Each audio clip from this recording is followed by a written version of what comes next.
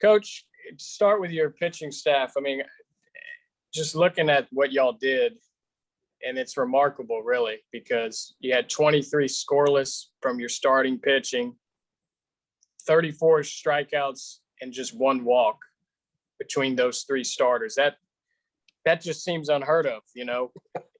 I've never, just remarkable. Yeah, I mean, it really is. I mean, those guys have been consistent and, obviously haven't thrown up those kind of numbers all year, but they've been close. I mean, they're top, they're up there in the top of the nation, but they're just very competitive, pitch by pitch guys that have just responded really well when they get the opportunity to go out there. And, I think the greatest thing is that everybody on our team has the feeling that, we're going to win when they're on the mound. It doesn't matter who it is. So, that's a characteristic that every staff strives to get. Very few really have it, but on this particular year, we're fortunate and blessed to have those guys that just go out and really just pound the zone. I think obviously the most significant stat is just you guys just don't walk people. You don't give up walks. Can you tell me just the emphasis that you guys and Coach Oz and those guys put on that? Because it's not just one guy. It seems like across the staff, nobody gives up a walk, Well, I think, he does an outstanding job relating to those guys and they listen and they adhere to what he tells them. And, I think the one thing that they're going to do is they're going to pitch to contact. I mean, they're not going to run from contact, which is, when you run from contact, then you're going to walk people. You're going to be behind in the counts. And, we're always trying to have counts that are in our favor from the defensive side. And that's to pitch to contact. We want outs early. It's not like we're sitting there trying to pitch to strikeouts.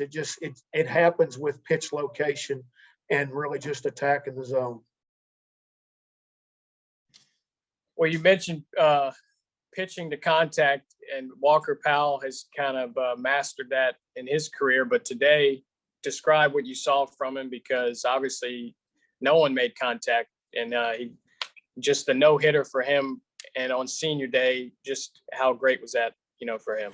Well, what a way to go out, on senior day. I mean, I don't know I'm sure it's happened before. I'm sure not very, very often has it happened. A guy's thrown a no-hitter, but, he was really one pitch away from a perfect 7-inning game. In all honesty, there was a 2-2 pitch that I really thought that, and he did too, that he struck the guy out on, that the guy ended up walking on the 3-2. So, but, 12 punch outs, I believe he had. I just saw him really dominating both sides of the plate. He, his fastball, he was really locating it and really just, and the slider was sharp. But there in the 6th inning, he went to a slower breaking ball that he kind of mixed in that he hadn't shown in the prior innings, which I thought was really, really impressive, which all of a sudden just threw a little wrinkle at him there late in that game. But he had all his pitches working for him, and you could tell that he was totally in control and in the driver's seat of that game. Just talking a little bit about his journey, because I know he's a guy who had Tommy John maybe once or maybe twice, if I can remember. He did have twice. To see him. Yeah, he had Tommy John his high school senior year, and we went ahead and brought him in, and then he had it again his freshman year here. Blew it out in the conference tournament that game. So he's had to really fight, and one is hard to rehab from. It's hard enough, and it takes the mental toll on you. Just not just the rehab, but just the ability to get back out there and not have that feeling happen again. And then all of a sudden, when it happens again, you're faced with, and I can remember, do I want to do this again? Do I want to rehab again? I worked so hard to get where I was. And I remember that conversation with him, but he was resilient and he was determined to get back out there again and rehab it, do it and do a second one. And he did. And obviously he's come back, much stronger, from it, and much better for it as well. And just talk a little bit about the bats. Obviously, you guys get it going a little bit more. I know you left some guys on base last night, so to kind of see the bats get going, just what'd you like from y'all's approach at the plate? I think we were able to utilize everything to build run producing innings. We used the base hit to start the inning. We used a hit by pitch one inning, what McGillis did to get it going. We used a walk. We used a double. We used a home run. There were several key at bats that I feel like through the course of both those games that allowed us to get out front and stay out front, particularly behind the pitching of Walker and Ben in their respective games. So we did a lot of good things. Well, we hit, I feel like everybody contributed in the lineup. Very proud of our catchers. Andrew Stanley in the first game, he had a solo home run, and then he had a backside hit in a 2-strike situation that plated a run, an all-important run. Blake Johnson had a really good game for us in game 2. So, those guys down in the order. Will McGillis last night with a sac fly. Today, it's a big home run over the scoreboard. We're swinging pretty good right now. So, they earned those wins today all the way around. Walker, just talk about, it's a heck of a way to go out for a senior day. Can you talk about just how you felt out there and just your final performance, if this was, and Pete Taylor, just how that was a great way to go out for you? Yeah, I mean, I couldn't ask for a better way to go out if it is my last time at Pete Taylor Park. That was a special moment, man. And I know I was emotional, and a lot of my teammates were emotional, and I know me and Coach Oz were definitely emotional together. After it happened, to me, it just caps off a long career at Southern Miss and a lot of hardships and a lot of ups and downs through it all, and it's a great way to go out, man. And I can't put it into words. I still don't think it's hit me yet that this could be my last time here. If it is, then that's great. I can hang my hat, and I can wake up in the morning and be proud of myself. So it felt good, man. All my stuff was working from the get-go. Fastball was working well as my slider, which was a big out pitch today. So I was talking to Coach Barry, and obviously just what you've gone through. I know you had Tommy John twice, if I remember. Mm-hmm. That conversation that you had with Coach Barry about coming back and rehabbing and having to go through it twice, just, I guess, what did that teach you, that experience, and how did that kind of make you a stronger player, you think? Yeah, that whole process is hard. Tommy John rehab takes, a year, sometimes longer, sometimes a little bit shorter.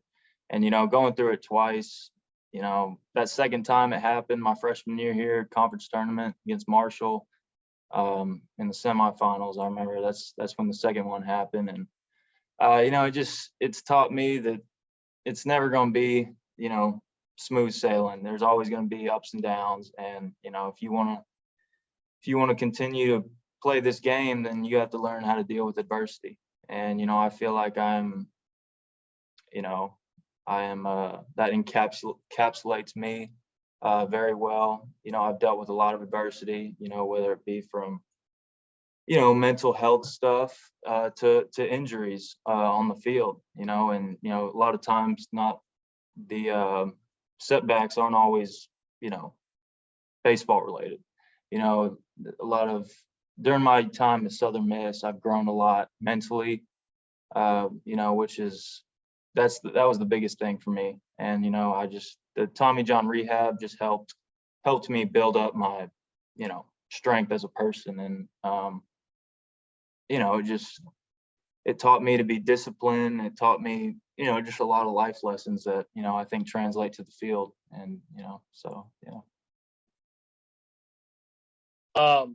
When you're on the mound and you obviously you're through whatever 4 or 5 innings, you realize you haven't given up a hit. when does it start to creep in your mind at all? How do you not speed yourself up and not think about it too much, where you just want to go out there and pitch? Yeah, to be honest, I really didn't think about it till about the 5th inning. I was just thinking about getting one out at a time, like Coach Oz says, and that's really what I was thinking about till about the 5th.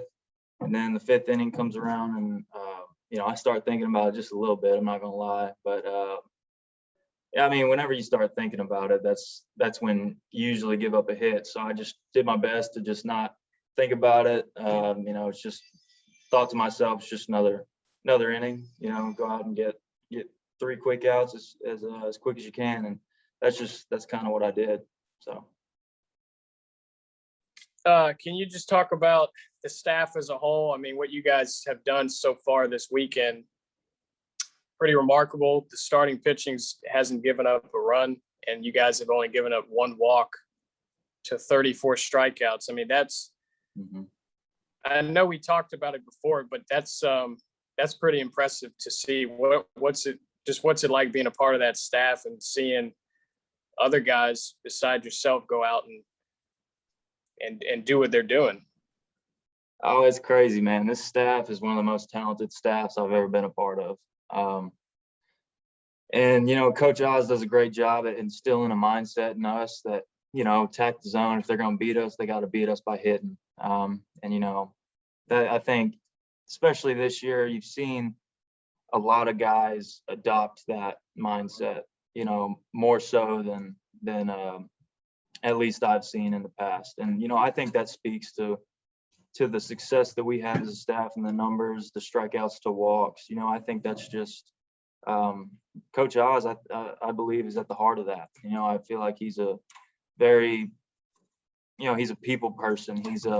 He connects with you, not just about baseball. He'll ask you how you are mentally and how's your life going. And, I feel like he gets through to a lot of guys, doing that. And, that helps build that relationship with all these guys. And, that helps them adopt the mindset that he's trying to instill in us. And, I just feel like he's been a blessing, especially, to this team and especially to my life. I can't thank him enough for everything that he's done for me. So. Talk a little bit about Ben Etheridge. He's a younger guy that's really come along. I mean, he was great last year, but this year, how have you seen Ben grow throughout the year, and really the last few weeks especially? He's kind of almost taking it to a next level. Yeah, Ben, I feel like me and Ben are very similar pitchers. I feel like we both fill up the zone. We both have, big loopy curveballs, and his sliders a little bit better than mine. He gets a lot more strikeouts on it. But yeah, he's from even last year, I feel like, he's always had this in him. He's always been able to go out there and fill it up and be deceptive on the mound. He throws some high fastballs that just guys can't catch up to. And I feel like his delivery is it's a little wacky, it throws hitters off.